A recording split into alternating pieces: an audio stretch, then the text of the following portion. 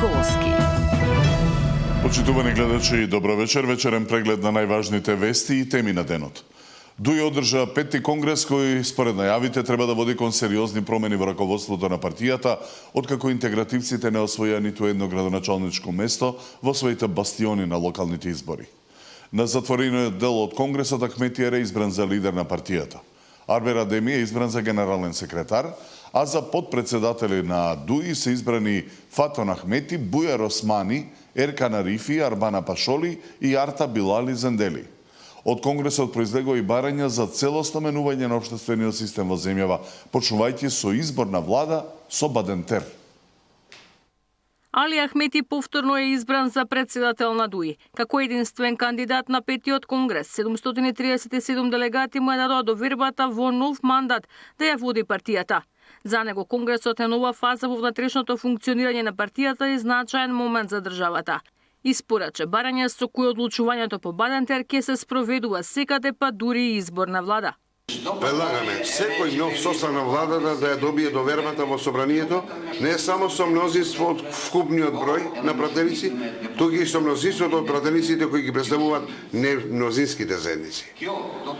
Ова ќе овозможи владата да ужива двоен легитимитет и реално да ги представува сите заедници. Второ, примена на Бадентеровиот принцип во Уставниот суд.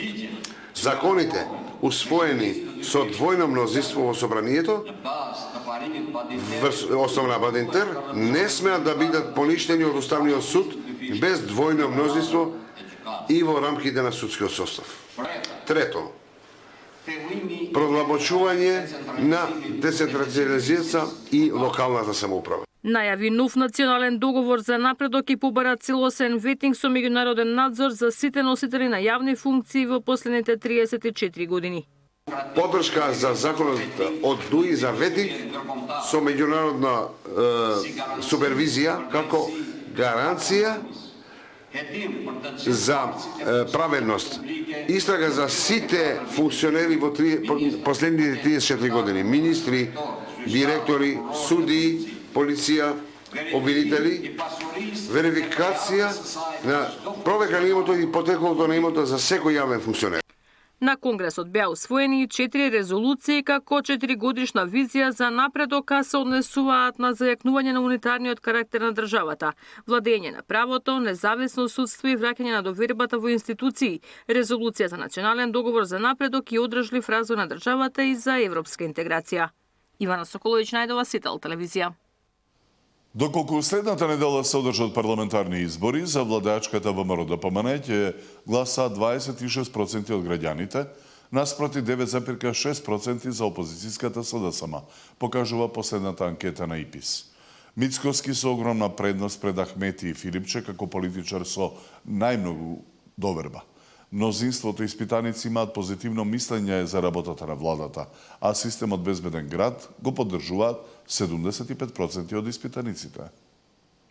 Премиерот Мицкоски ужива најголема доверба, тој има дури 5 пати повисок рейтинг од лидерот на СДСМ. Најновото истражување на ИПИС покажува дека 27,3% од анкетираните имаат најголема доверба во Христијан Мицкоски, додека во Венко Филипче веруваат 5,1%. Али Ахмети е лидерот од албанскиот политички блок, кому најмногу веруваат со 9%, додека останатите лидери на партии во коалицијата Влен имаат по 2 до 3,5% доверба. Доколку следната недела се одржат парламентарни избори, најмногу граѓани би гласале за владеачката ВМРО-ДПМН. На ова прашање најголем процент 26 одговориле за ВМРО-ДПМН, за СДСМ се изјасниле 9,6, за коалицијата ДУИ 8,9, за коалицијата Влен 8,2%. Анкетираните биле прашани какво е нивното мислење за работата на владата, на што позитивно одговориле 26,1, а негативно 23,4%.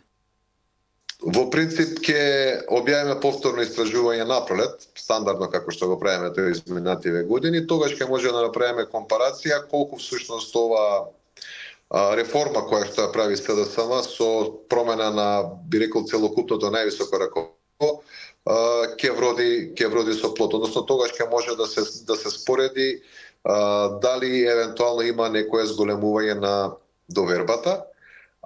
Додека овие резултати само го потврдија она што и граѓаните го го кажа на денот на изборите, кога гласа за советничките листи, односно за партиските советнички листи. Анкетата е опфатила една од моментално најактуелните теми за Safe City системот. Целосно го поддржуваат 69,3 од 100 од анкетираните. До некаде го поддржуваат 12,6. Воопшто не го поддржуваат овој проект 7,5%.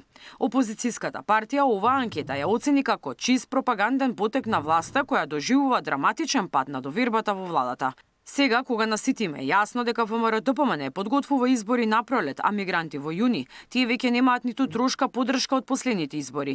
По воведувањето на забраната на слободата на говор и објавувањето на вистината за криминалните тендери, ДПМН е во слободен пат. Кога веќе прават вакви анкети, веројатно испитаниците се жители на Белата палата. Можеле барем да излезат пред сопствената зграда и да постават едно вистинско прашање во анкетата, а можеби и го направиле. Од ВМРО-ДПМН ги повикаа да организираат протести против просрпските ставови на Заев. Какви анкети да прават, епилогот за СДС е ист и се сведува на реченицата угоре високо, удолу длабоко. Апелираме да го наштелуваат чатботот од Белград, што им ги пишува соопштенијава и да го направат да престане да ја следи логиката на Заев, затоа што никој не им ги разбира веќе реакциите и народ се чуди како е возможно вакви глупости да објавуваат и ваква пропаст да се случи на таа партија. Анкетата на ИПИС насловена како перцепција на граѓаните за рейтинг на партии и политичари е спроведена на 1114 испитаници кои биле анкетирани телефонски во период помеѓу 15 и 18 декември. Истражувањето е реализирано со користење на случаен примерок во кој се запазени демографските специфики на населението, полова структура, старосни групи, степен на образование и етничка припадност. Миријана Давидовска, Сител, телевизија. Обвинителството поднесе обвинение против пратеникот на левица Сашко Јанчев за сообраќајката во која загина 16-годишниот Матеј Димовски. Тој пак ја обвини власта дека ја злоупотребувала ситуацијата, но и дека на пратеничкиот имунитет нема да се повика. Дополнително што имунитетот во овој случај не се однесува на кривична одговорност. Обвинителството поднесе обвинение против пратеникот на левица Сашко Јанчев за сообраќајката во која загина 16-годишниот Матеј Димовски. Се товари за тешки дела против безбедноста на луѓето и имотот во сообраќајот. Според обвинителството, Јанчев додека управувал со автомобилот Hyundai Tucson не се придржувал на прописите и со тоа го загрозил јавниот сообраќај и го довел во опасност животот и телото на луѓето. Тој непрописно свртел со возилото без да се увери дека тоа може да го направи без да ги загрози другите учесници во сообраќајот. Во тој момент во возилото удрил мотор Ying без регистарски ознаки и без вградени светлосни уреди со кој управувал 16-годишниот Матеј Димовски. Јавниот обвинител увидел дека Матеј кој го возел моторот не поседувал возачка дозвола. Ниту тој, ниту неговата сопатничка не носеле заштитни кациги. Како резултат на повредите здобиени при несреќата, 16-годишникот почина, а неговата 13-годишна сопатничка беше потешко повредена. По денешното обвинение, Јанчев за прв пат се огласи за сообраќајката на социјалните мрежи. Најпрво жал ми е за се што се случи таа вечер. Не поминува ден да не помислам на ова. Веднаш после настанот пружив помош и повикав помош. Направив се што можеше да се направи. Морам да забележам дека брза помош чекавме цели 50 минути, пишува Јанчев на Facebook. И обвини власта дека ја злоупотребувала ситуацијата, но и дека на имунитет нема да се повика. Јас на имунитет ниту сум се повикал, ниту ми паднало на памет да се повикам. Дополнително од власта убаво знаат дека имунитетот во случајов не се однесува на кривична одговорност. Пратеник може да има имунитет и пак кривично да одговара. И сето ова се прави без осет затоа што во приказната не сум само јас, има и настрадани и еден куп потресени, стои во објавата на Јанчев. Евентуално одземање на пратенички имунитет може да се иницира исклучиво врз основа на официјално барање поднесено од надлежен државен орган. Од собранието појаснуваа дека ваква постапка е можна само во случаи кога се бара поведување кривична постапка, определување мерка притвор или извршување казна затвор кон пратеник. Собранието не поведува вакви постапки по сопствена иницијатива, ниту пак може да ги иницира врз основа на барање од поединци, организации или медиуми. Мајката Благица Тодоровска во барањето за одземање на имунитетот, адресирано до председателот на собранието, како причини наведе дека постојат индиции и сомневања дека пратеник пратеникот може да ја злоупотреби својата функција и да се повика на пратеничкиот имунитет.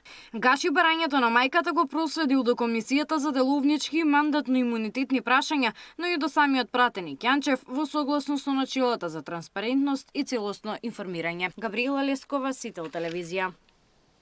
А грипот и натаму се шири, најмногу погодувајќи ги најмладите и хронично болните.